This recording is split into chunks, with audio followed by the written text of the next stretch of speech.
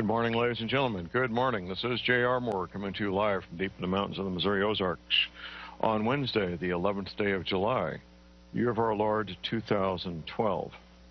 Welcome to the John Moore Show. I did get a call yesterday from a private, trusted source. Very disturbing call that I've been pondering how to report this to you since I got it mid-morning yesterday. And I've decided the best thing to do is just to, well, tell it like it is and not hold back, except to protect my source, of course.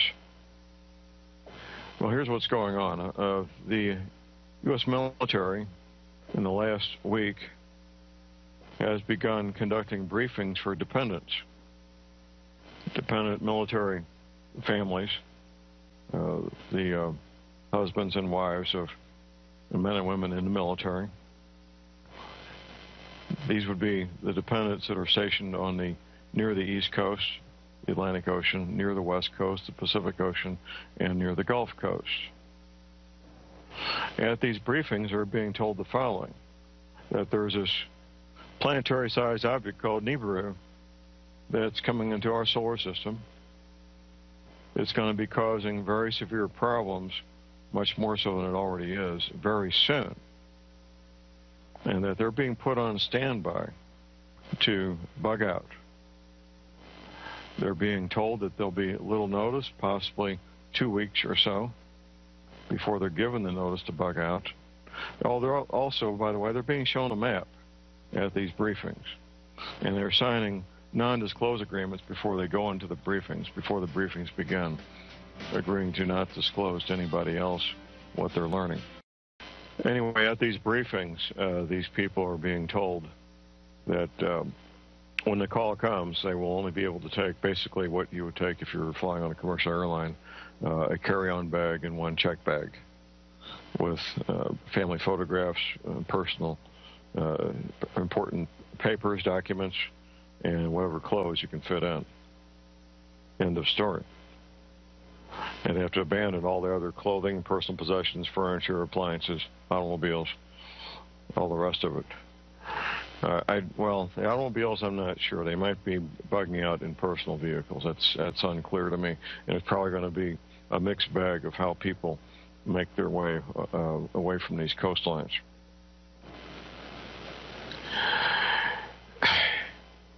I was talking to Tim Spencer about this and my friend Command Sergeant Major Page, both of whom are veterans of the U.S. military. And the agreement between the three of us was that these kinds of briefings would not take place a year in advance. They would not take place 6 months in advance. 4 to 6 weeks is probably pretty likely. Probably not more than 3 or 4 months. So that's our belief. I hope we're wrong. I hope that this turns out to be incorrect information. If it is, well, that's great. If it's not, if it turns out to be correct, then you've got your heads up. So I asked the question this morning to all of you out there, to the several thousand of you listening to me on the morning of July 11th, 2012. What would you do if you had 6 years to prepare? What would you do if you had 6 months to prepare? What would you do if you had 6 weeks to prepare? There's going to be different answers to those 3 different questions, aren't there? 6 weeks is a possibility. I hope it's wrong. I truly, in my heart of hearts, hope that that is wrong. I know that at some point that we will get warnings like this that are viable and will be the real deal. And unfortunately, I think this may be it. I don't know. I hope it is not. My source will be, I'll be talking to my source on a weekly basis for the foreseeable future, for probably several months into the future, probably till the end of this year, most likely. We're going to be getting to know each other real well and communicating as we track this thing and see where it goes. My source doesn't want to hear this either. I mean, we're both mature men. We're both Vietnam vets, and he has a life he's put together for himself and his family that he doesn't want to see disrupted. I have a life I've put together for myself and my family I would just soon not see disrupted. But reality is, well, it is what it is. And when we get the call about the bug out, I will report it the next show I'm on the air. Anyway, my source told me about this dependent. My source is not the dependent, by the way. The dependent was looking at my map and saying that my map was very close to the map that the dependent was shown at the briefing. Very close. As we say, as Tim Spencer would say, close enough for government work. There's going to be deviations between the map that I recreated working with the 3 Navy veterans and the map the government is showing. However, it is close enough. Knowing if Aunt Nellie's house is going to be underwater in South Carolina really is not the issue. No, it's not. The issue is the Atlantic coast, Pacific coast, and Gulf Coast will all be underwater, 50 miles inland, 75 miles inland, 100 miles, depending on where it is, wiping out the regions, the homes, the businesses, the schools, the hospitals, where about half this population in the United States live, work, and play, including Washington, D.C., New York, Baltimore, Miami. It's a long list of major cities. That's the point. Not whether Aunt Nellie's house is going to be underwater in South Carolina. That's not really the issue. People that live near the Atlantic coast, Pacific coast, Gulf Coast, I've had these conversations dozens of times the last 10 years. They want to go to a map, they want to look at my map and see if their house or if Aunt Nellie's house is going to be underwater. That's not the point. It's human nature, you're going to try to do that, I know that. That's not the point. The briefings I'm getting from my confidential source have the ring of truth to them. They do. And I will do everything I need to do to protect my source, make sure my source remains confidential. In fact, the original source does not even know that they are a source. That's how we've kept this confidential.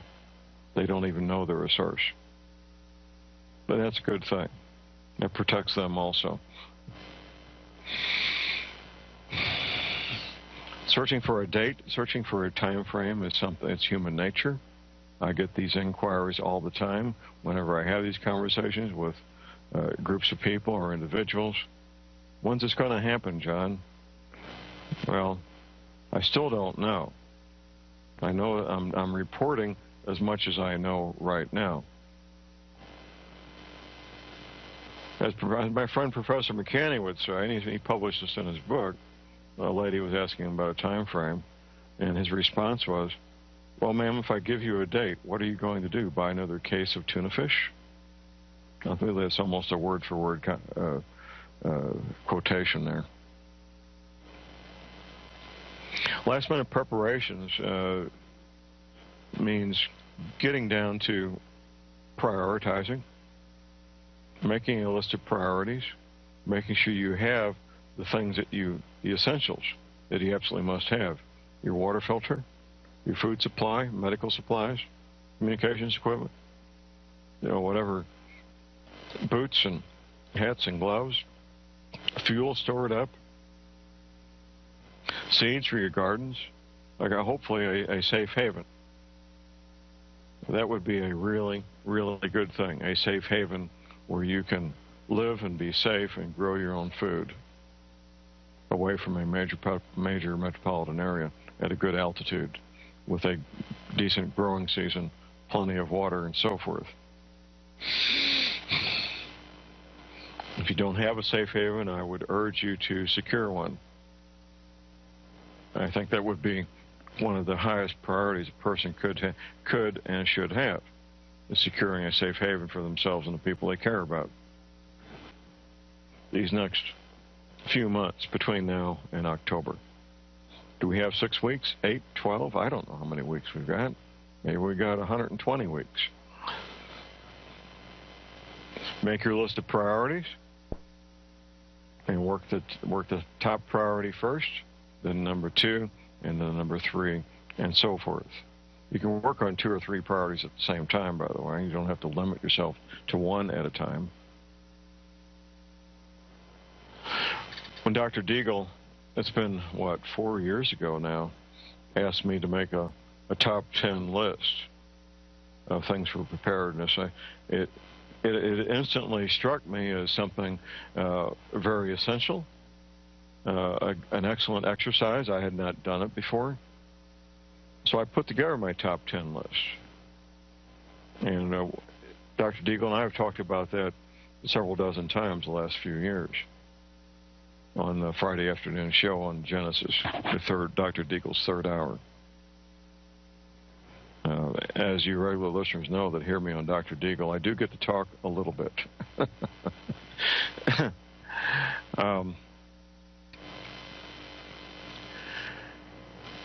At some point,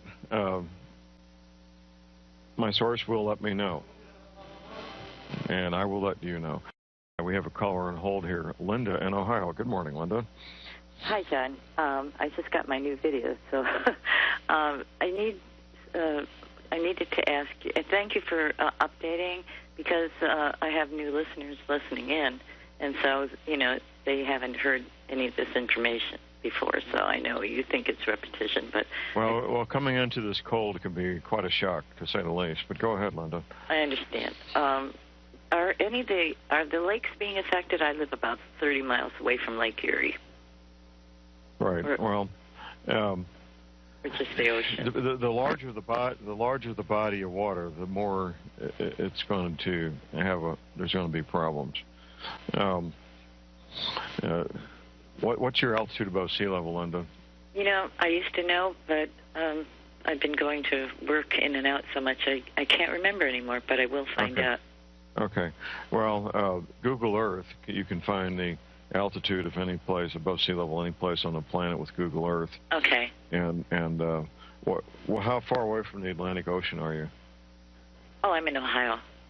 Oh, you're in Ohio. Oh, yeah. Right. Well, okay, well, you're far enough inland. You got mountains between you and the ocean. You're probably going to be okay. I'd want to be some altitude above Lake Erie, maybe 100 feet or so, because there's going to be a lot of things other than just the oceans coming out of their basins. There'll be 200-mile-an-hour winds. There'll be earthquakes. There'll be a lot of meteors hitting our dear old planet here. But as far as Lake Erie is concerned, I would just want to be maybe 100 feet or so above the lake level, just for a bit of a margin of safety. What's the nearest city that you're near, Linda, and how far are you from it? The nearest big city is Cleveland. Yes. Cleveland. And how far are you from Cleveland? Oh, about, I'd say 75 miles. Okay, well, that's not as far away as I'd like to see, but it's not too bad. You live in a fairly small town? Yes. Okay. Well, these small towns, is there a lot of agriculture in your area? Farming, ranching? Yes, there is, as a matter of fact. Okay. All right. Well, people involved in agriculture tend to be fairly independent. It's just part of their lifestyle. Most of these men that have these tractors and farm equipment, they take great pride in being able to repair and maintain almost everything on their equipment without any outside help. So you've got in your neighborhood a lot of very independent people who are used to taking care of themselves. That's a real good thing, Linda. Yeah. Okay. Well, yeah, thank you for the information. Bye-bye. You're welcome. Here's a top 10 list. I put this together for Dr. Deagle. It looks like September 3rd, 2010. And number 1, at least 2 gravity feed, high-quality gravity feed. Berkey water filters, I do offer them for sale on my website. You don't want anything that takes electricity or pressure to work your water filter. Number two, at least one .30 caliber rifle and 500 rounds of ammunition for each adult. Of course, these skills and to go with that, owning a weapon of any kind. Number three, cast iron cook pots and skillets with cast iron lids. They can be used indoors. They can be used on campfires and will last for decades if properly cared for. You need a truck or a large van, preferably diesel, so that you can carry people and supplies and equipment. Number five, heavy canvas tents or tarpaulins for emergency shelter for yourself or for unexpected guests. Number six, 900 pounds of grain per person per year, at least a 2-year supply of grain per person. Properly stored so that when the weevils hatch out, and there's weevil larvae in all bulk grains, so they can't live. You can store it in nitrogen, in carbon dioxide, in a vacuum. There's different ways to do that. And number seven, a comprehensive medical kit, same kind of kit that the paramedics use. And, of course, the skills to go with it. A good place to get a professional-grade paramedic kit is Galls, Galls, Galls.com. They have the same things that the paramedics use because they sell to the paramedics. Number eight, heavy leather high-top boots. This is kind of a generic way of saying buy your boots, trousers, jackets, gloves, hats at the same place the farmers and construction workers buy their clothing and boots. Not the cheap, lightweight stuff sold at sporting goods stores that won't last. That's meant for casual, recreational use. Much of the things they sell at places like Walmart simply aren't durable enough, especially the boots and shoes. I've never seen a pair of boots and shoes at Walmart that I would put any trust in for long-term heavy use. Number nine, vacuum-packed heritage garden seeds. It kind of speaks for itself. You're going to be growing your own food, maybe growing in a little bit extra food so you have something to trade or sell. Number 10, a copy of the book titled Dare to Prepare. Dare to Prepare by Holly Deyo, D-E-Y-O, available at Stan and Holly's website, standeyo.com. The three additional items we put on this list for Dr. Deagle. Number one is the paratrooper bicycle. It's the only, as far as we know, the only full-size folding mountain bike. It is military issue to the U.S. Army paratroopers and the U.S. Marines. Next would be a hand crank AM/FM weather band radio. I do offer these for sale at my website. It's also got a built-in flashlight and a cell phone charger. So that's a pretty good little unit, very compact and just a great little unit. And next and last but not least, a radiation detector with a gamma ray spectrometer.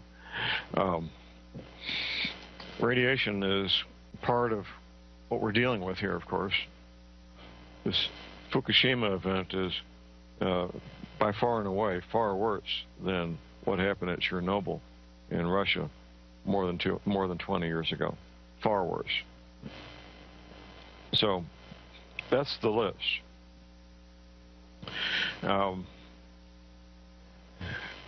As Linda pointed out, Linda from Ohio a few minutes ago, we always have new listeners. Being exposed to this material for the first time can be quite shocking. A lot of people, it's so far away from their belief system that they simply outright reject it, and I expect that. That's why I go back frequently to the fact, and it is a fact, scientifically provable fact, and I've got some of the evidence at my website, that 2 years ago, last month, it was June 12th, 2010, the Gulf Stream stopped. This is one of the many effects of the 10th planet, or Nibiru, on our planet, and they're secondary effects. It's not a direct effect, it's a secondary effect.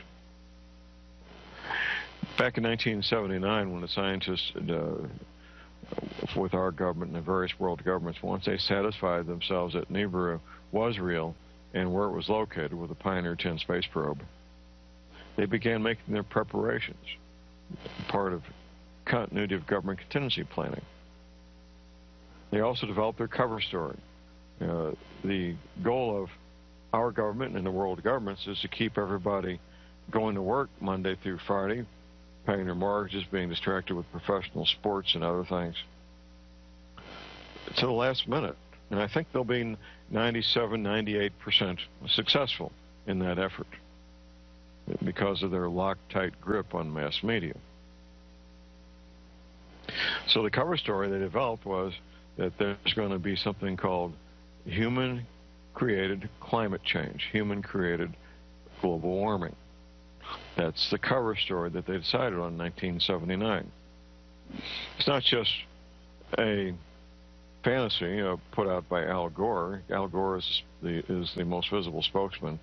But this is the storyline put out by NASA and NOAA, the National Oceanic Atmospheric Administration, and the National Aeronautical and Space Administration, that human beings and human activity is creating greenhouse gases, which in turn is warming the planet. That's a complete fabrication, a complete fantasy.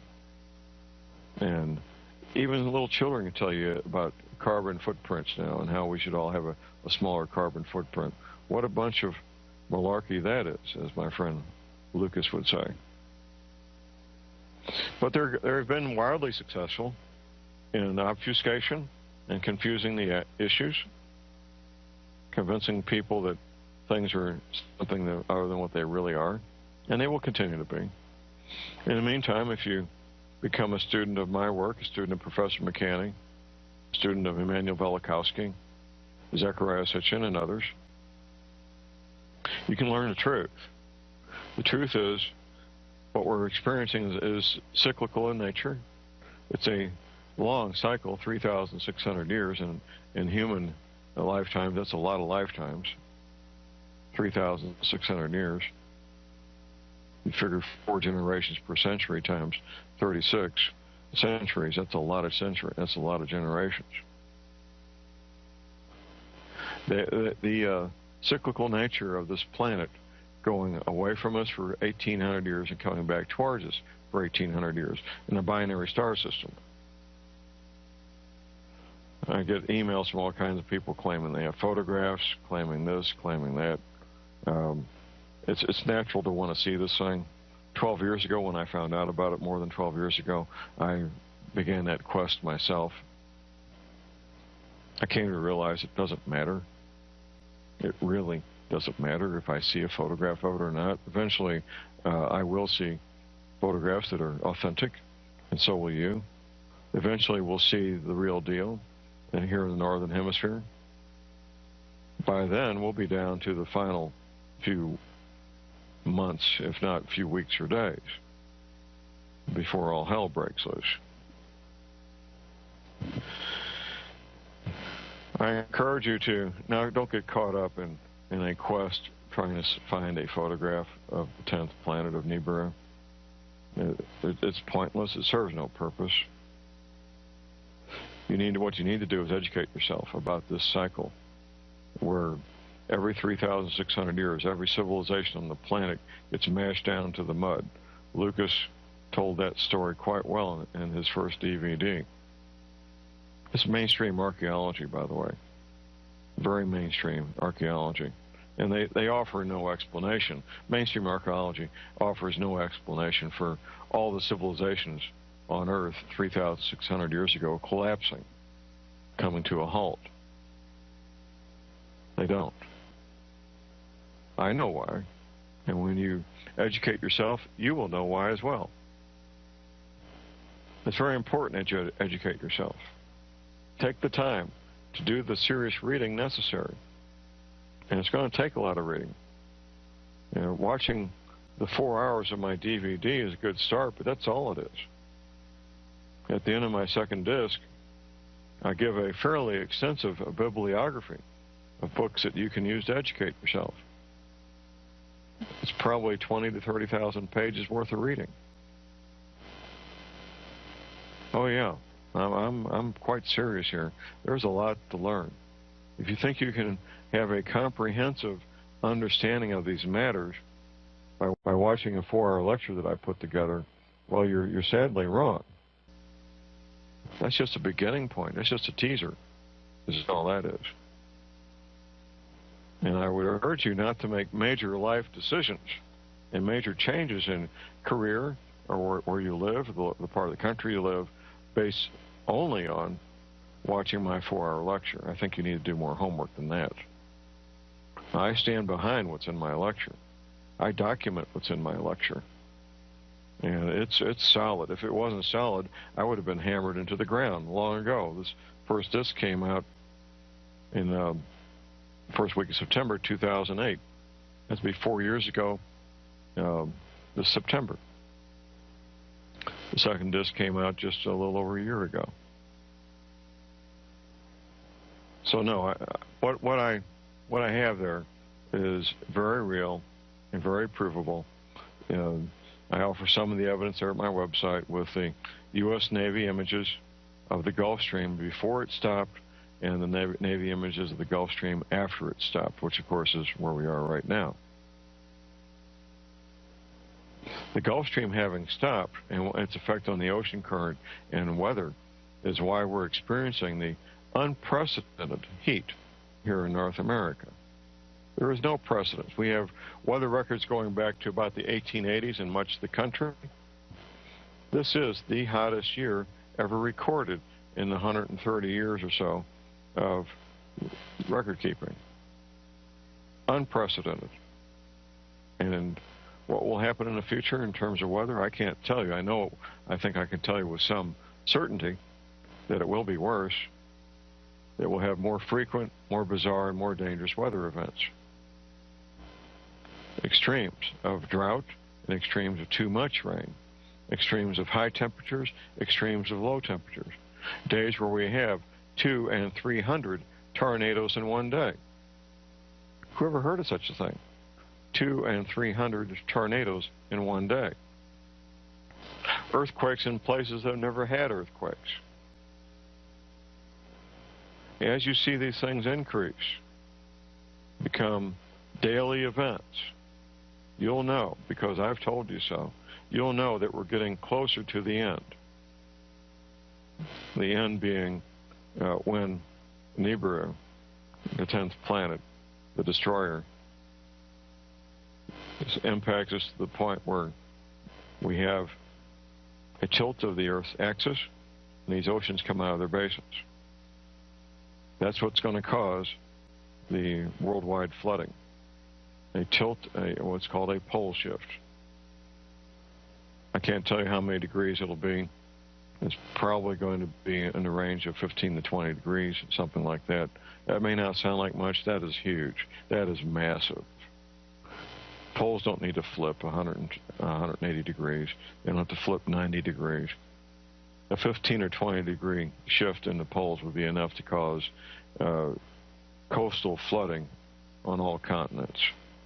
That's all it would take. And when I use the word all it will take here, that's a massive, massive thing. They have something the size of our Earth tilt its axis 15 or 20 degrees. One of the difficulties I had putting this whole thing together was that the Navy veterans I was debriefing, they were sitting in the folding chairs getting the information. They were not the scientists who put the information together. So the Navy veterans were told what would happen. They were not told why it would happen or how. They were told these oceans would come out of their basins. They weren't told what would precipitate that, what would make this happen. I had to find that out myself. That's when I found out there was a bulge of water at the equator, not quite 500 feet above sea level, being measured at Cornwall, England, held in place by gravity and rotation of the Earth. Anything that disrupts where true north is, disrupts the rotation of the Earth, will disrupt that bulge of water, which is hundreds of thousands of cubic miles of water, north and south of the equator, going north and south more than 1,000 miles each direction. That's a massive bulge of water. And once that water is disrupted, And if you're near a coastal area, well, baby, watch out. You're going to be underwater. One of my consultation clients down in Texas, he's about 80 miles from the Gulf Coast. I arrive at his home, about to get out of the Suburban. I look down and I see sand and seashells. All the ground, everywhere, the entire region there, sand and seashells. I looked him straight in the eye and I said, this used to be under the ocean. He got kind of quiet because his wife was standing there, and he had not told his wife yet. And he said, yes, John, it was. Much of East Texas used to be under the ocean. Even areas 80 and 100 miles from the ocean, where the ocean is now, used to be under the ocean. And those are seashells. They're not the fossil of seashells. They are the seashells. So it wasn't millions and millions of years ago. They're just plain old seashells like you'd find next to any ocean right now. Have been laying there for about 3,600 years. So this is your wake-up call, ladies and gentlemen. Well, I started out the show with a warning. I'm going to wrap it up with the same warning because I know there's people that can't tune in the entire show. One of my trusted, private, confidential sources tells me that military dependents that are stationed with their spouses on the Atlantic coast, Pacific coast, and Gulf coast are now attending briefings. They have to sign non-disclosure agreements, briefings that they could soon get a bug-out order where they would be ordered to leave these coastal areas, taking only the equivalent of a carry-on bag and one suitcase, abandoning everything else. They may get as much as 2 weeks' notice before they get this order. They may not get 2 weeks' notice. This notice would probably, we believe, be given sometime in the next 4 to 8 weeks, 4 to 6 weeks. We don't know. It's not the kind of thing that would be given a year in advance or 6 months in advance. Anywhere from a month to maybe 3 months out, maybe as far out as October. A lot of speculation about what may or may not happen in October. So we got part of July, all of August, September, and in October. It'd be October, about 3 months. Close enough. So that's your heads up. That is your heads up. That these briefings are being conducted. They're telling these people that the planet Nibiru is going to be causing flooding of all coastal areas worldwide. They're being shown a map that's very similar to the map in my DVD, Global Warming, what the government's been telling you, the map that I recreated with the help of 3 Navy veterans who saw the classified map the U.S. Navy displayed at their briefings going back to 1979. This is your heads up. Whatever you need to do to make your list of priorities, start working on it for your preparations, you need to be doing it. Time is of the essence. Time is of the essence. There's going to be some things similar in a lot of these lists and some things different. You all have our own situation to deal with. You know what your situation is. Just do it. I do private consultations, by the way, details at my website, thelibertyman.com. If you need some help gaining some clarity and focus as to what you're doing, I'll be glad to do that for you and with you. Hopefully this will blow over. We'll get through this fall, get past the fall elections, and life will be grand, and we can enjoy a joyous Christmas season where we celebrate the birth of our Lord Jesus and celebrate January 1st, 2013 with no major problems. I really, sincerely hope and pray that is what happens. I would not be carrying out my duty as a journalist, however, if I held back this information from you. I have a duty and a responsibility as a journalist, which I am, an investigative journalist, to put this information out. What you do with it is up to you. That's it for today, ladies and gentlemen. You all be safe out there. Buy lots of ammunition. Never give up your guns. The code words for today, for those of you behind enemy lines, turn to page 156, first paragraph. Page 156, first paragraph. Be safe and buy lots of ammunition.